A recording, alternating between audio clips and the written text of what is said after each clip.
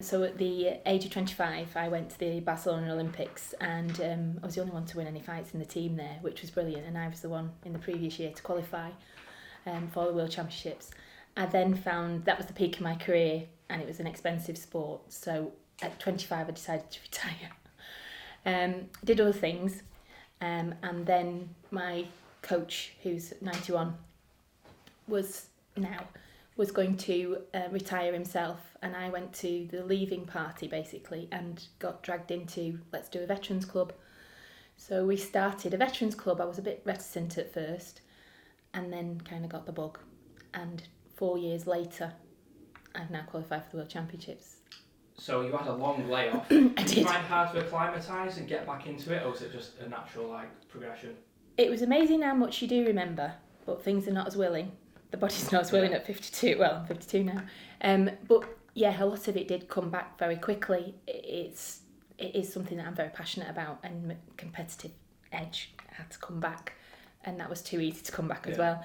And then lots of camaraderie, lots of encouragement from people around me. The people at Manchester Fencing Centre, my coach is amazing, and the veterans at Ashton Sal Jones have been brilliant. And of course my school, Greswell Primary School, have been behind me all the way, which is superb. So it's not really a mainstream sport, is it? Like I said then, it's very expensive. Do you think that set you back in a way a fair few years ago? It's difficult because it's not easy to watch, and they're trying to make it more user-friendly. But no, it's not easy to watch, and I think that has been, because it's expensive as well, because it's Kevlar, which is bulletproof equipment. It does make it an expensive thing to do, yeah. And that was another factor really in coming back, it to renew all that kit. So you're currently fundraising, aren't you, so you can get to the World Championships, because it's that expensive. To help really. Where are you in that process? I've got 2 months before the World Championships. I have had to renew lots of kit to fence internationally. I took part in the European Championships for veterans in Cognac in the Whit Holidays, and I came 8th, which was a bit of a surprise British victory for my age group. So that automatically then qualified me as the GB number 1 for my age group, and I've qualified for the team as well in Cairo. So I'm going to fence in Cairo in Egypt in October. I've got to pay for my own flights, even my tracksuit, which is expensive, over £100 for a tracksuit, and accommodation and food. But I have been saving, but all of those things are at a cost. And new blades, you're talking over £100. It cost me £250 for a mask just to compete at that level. So how come there's such a lack of funding in the sport then? I think there are in many sports. We lost our Olympic funding, although there was some money given to fencing. I think it's difficult because we've not had as many amazing results, although there is a lot going on.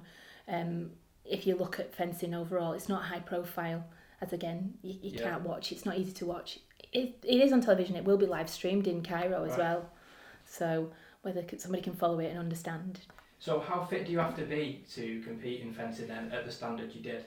What kind of training is involved? You're still looking at all your stamina training. You're still looking at your strength training. So I do train otherwise. I train at a fitness station in Glossop. I do a lot of circuits there and the aerobic activities. And that's really helped my stamina. Glossop the fitness ladies have been really good there to help me with that. Lots of lunging and things and squats.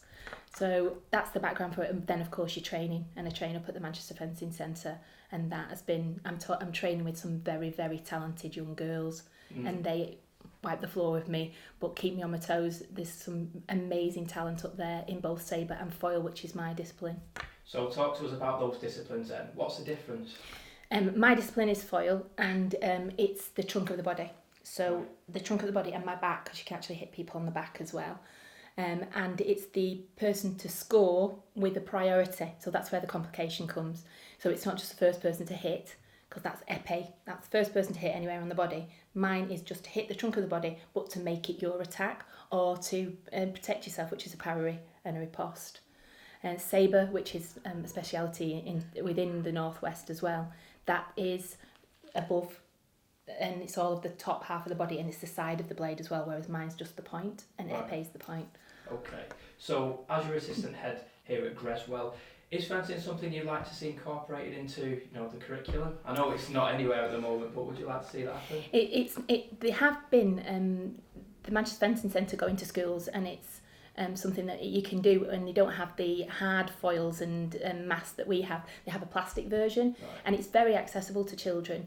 You have to be trained to deliver it, but we are so fortunate in the Northwest that it's a strength.